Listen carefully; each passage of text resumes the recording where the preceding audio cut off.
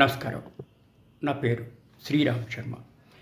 ఒక వారం క్రితము గౌరవ మద్రాస్ హైకోర్టు ఒక తీర్పు ఇచ్చింది. ప్రతి జూనియర్ అడ్వకేట్కి వాళ్ళ సీనియర్లు మినిమం 20,000 రూపాయలు మంత్లీ శాలరీ ఇచ్చేటట్టు, రెమ్యునరేషన్ ఇచ్చేటట్టు చూడాలి అంటే దాన్ని హైకోర్టు ఆర్డర్ పాస్ చేసిన దాన్ని ఇట్లా bar council Pondicherry, bar council Tamil Nadu రెండు ఏం చేశాయంటే సర్క్యులర్ ఇష్యూ చేశాయి.